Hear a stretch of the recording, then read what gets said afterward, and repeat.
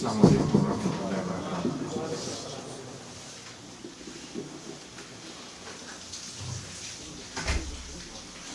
اپنی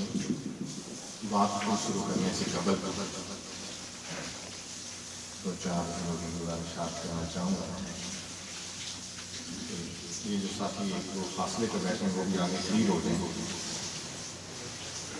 اور دوسرے نمبر پر ٹیک لگا کے بیٹھے ہیں دیواروں کے ساتھ۔ اگر کسی بھائی کو کوئی پرابلم نہیں، کمر کی تکلیف یا کسی قسم کا کوئی پرابلم ہے کہ تو آپ بیٹھیں، اگر پرابلم نہیں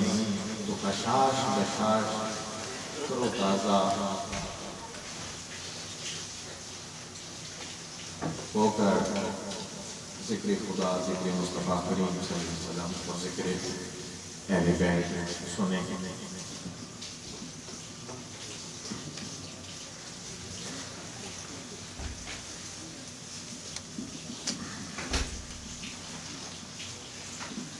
اور یہ جو لمحات ہیں، جن لمحات میں ہم ذکر اہل بیت کر رہے ہیں،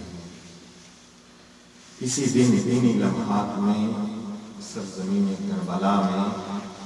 حضور کے اہل بیت کی لاشیں گر رہے تھے، اور بڑی بے دردی کے ساتھ آپ کا خون جو ہے اس کو بہایا جا رہا تھا۔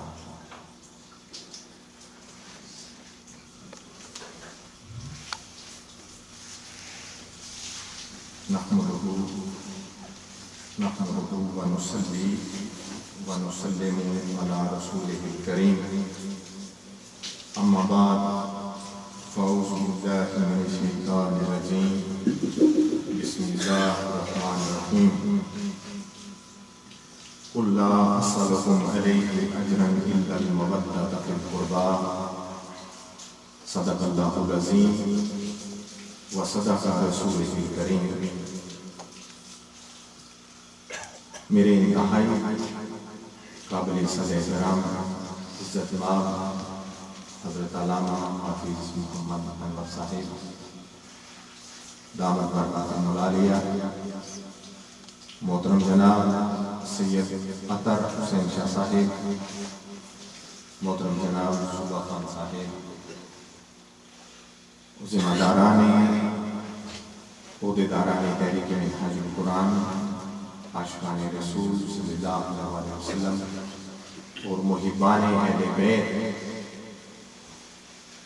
میں دل کی اتھاہ گہرائیوں سے اللہ تبارک و تعالیٰ کی بارگاہ میں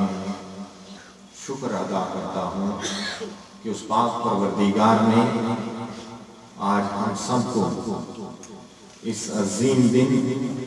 ان عظیم قربانیوں کا تذکرہ کرنے کے لیے اور وہ تذکرہ سننے کے لیے یہاں جامع مسجد سوان میں آنے کی توفیق دی۔ دعا کرتا ہوں کہ اللہ تبارک و تعالی ہم سارے احباب کا دور و نزدیک سے چل کر آنا اپنی بارگاہ میں قبول و منظور فرمائے، اور آج ہماری اس بزم کو، اس بزم ذکر اہل بیت، ذکر سیدنا امام حسین کو اپنی بارگاہ میں قبول و منظور فرما کے ہمارے لیے، ہمارے والدین کے لیے، ہمارے بہن بھائیوں کے لیے، بیوی بچوں کے لیے بخشش و نجات کا ذریعہ بنایا۔ دوستان گرامی،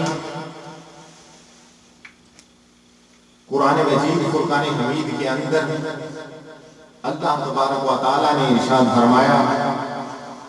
قل لا اسألكم عليه اجرا الا المودة في القربى۔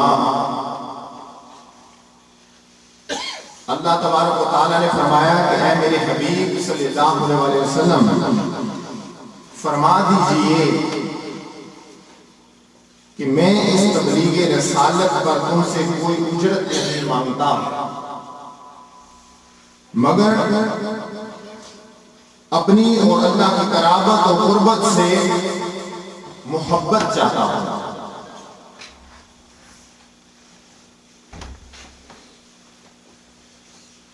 اس کا مطلب یہ ہے کہ پیارے اللہ تبارک و تعالیٰ نے فرمایا کہ میرے محبوب صلی اللہ علیہ وسلم آپ لوگوں کو بتائیں کہ یہ جو میں نے تمہارے اندر تبلیغ رسالت کی ہے، یہ جو تمہارے اندر میں نے رسالت کی تبلیغ کی ہے، تمہیں آ کر جو اللہ کا پیغام دیا، تم لوگ بٹکے ہوئے لوگ تھے، تم لوگ گمراہ ہو چکے تھے، تم لوگ انتہائی تاریکی کی زندگی گزار رہے تھے، تمہارے اندر سے انسانیت ختم ہو چکی تھی، انسان تھے، لاکھوں اربوں خربوں انسان تھے، مگر انسانیت سارے بولے انسانیت نہ تھی، عدل اور انصاف ختم ہو چکا تھا، بے انصافی کا دورہ تھا، قتل و غارت گری عام تھی، بچیوں کو زندہ دفن کر دیا جاتا تھا، بائی کا بائی نہیں تھا بلکہ دشمن بن چکا تھا، چھوٹی چھوٹی بات پر قتل ہو جایا کرتا تھا، لوگوں کے گھروں میں ڈاکے پڑتے تھے، فحاشی اور یعنی عام تھی، بے حیائی عام تھی،